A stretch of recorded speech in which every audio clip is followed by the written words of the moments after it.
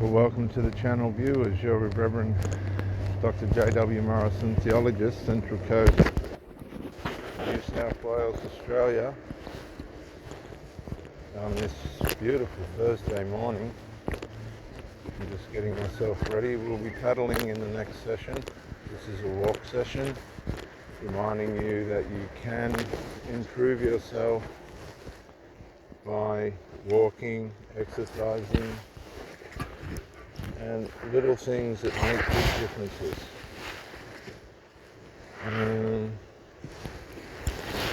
Just looking for there. There it is. Got it.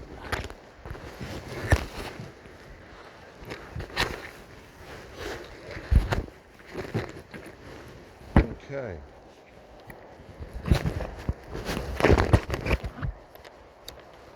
So thank you for joining me, viewers.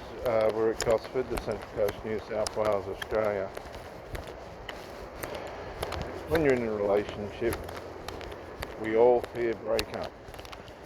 And to some extent, or to every extent, we don't have any control over what our partner's going to do or not do to make us happy or stop us from being sad. We don't have any control over that. And that's one of the perils of a relationship. Relationships have perils. And that's all there is to it. And you've got to ask yourself, when you go into a relationship, are you prepared to risk being hurt? If you're prepared to risk being hurt, then you're prepared to go into a relationship for good or for bad. Morning. Now, the thing you need to be sure of with yourself is that you've done the characteristic, personality, mental, emotional, physical, spiritual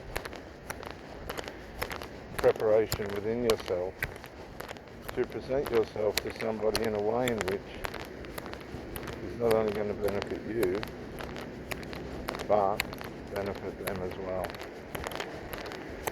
Because, hey buddy, relationships are built on attraction, and attraction has a lot to do with how we are traveling within ourselves. Are you codependent? Do you have personality traits,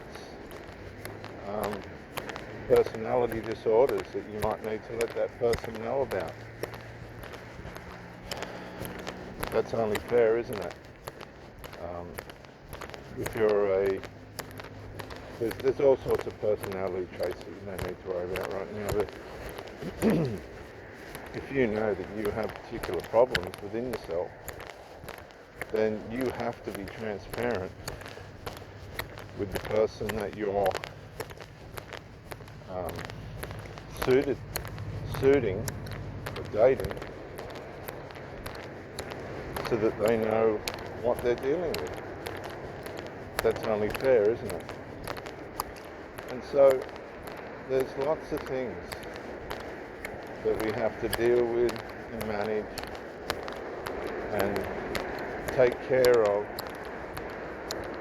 intellectually, spiritually, mindfully, emotionally, physically, when we are going to enter into relationship. Good morning. And these factors will work to our benefit. If you approach a relationship with integrity and morality, and it doesn't work out, well, that leaves you in good stead, at least, so that you can carry on, if things don't work out, with the same momentum. Momentum in our person doesn't get lost by rejection. Momentum in our person doesn't get lost by rejection. It gets lost by immorality, by all those attributes that do not work with the elements of integrity and morality and things that matter to people. People that are immoral and just don't want to be in the relationship for the benefit of yourself and then self. These types of people are becoming more prolific now. You just need to identify as quickly as you can and walk away. There's all sorts of enmeshments and inter-family dysfunctions that you'll never be able to deal with that will sabotage your relationship. And you need to check out the person that you're with, check out their family, check out the interactions between the family, listen to the words and the ways and the content and context in which the way the family speaks. Look at the attitudes of the children, if they've got children, adult children, because a lot of this stuff will be covert. And when you're dealing with people that are aware of their flaws,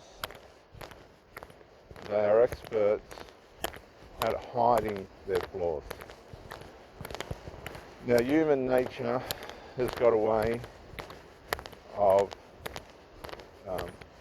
disintegrating its camouflage, and covert will shift to overt because there's too much effort involved for somebody to hide under the radar about the way they feel about you or the whole situation for too long. It's too hard. And you will find out whether you are seriously accepted or not. Many families will accept you with the love bombing phase, no different to the person that you're with, because it's all to help that person get attention and affection. But when the fad's worn off and the person's got what they want and the family realizes that, your value goes down the toilet and they go back to their elementary values, which are relative to the family core. You will return back to just being an outsider. And you have to approach it like this. You have to approach every relationship as an individual with boundaries around yourself, coming out as the best version of yourself, but being cool and calm without trying to be desperate. I've always journeyed one day at a time, and I've watched the love bombing phase come at me dozens of times, and I've watched these people deteriorate, and I've watched people try and maintain a relationship where their narcissism was trying to pull them out, but they didn't want to lose the supply, so I helped them to go. You have to be aware of who you're dealing with and come back to the principle, and I finish with this. Are they in the relationship for the benefit of the relationship and yourself and then themselves, or are they in the relationship by means and for the means of you simply being a form of emotional and sexual supply? Because if that's the case, you will never ever be satisfied. There'll always be a sense of emptiness because that person is not fully in the relationship. If you think this content has helped you, please subscribe to the channel, like. All my content is shareable if you think it's worthy of that. This is Reverend Dr. Jason W. Morrison, theologist, Gosford, Central Coast, New South Wales, Australia. Thank you for joining me. Bye.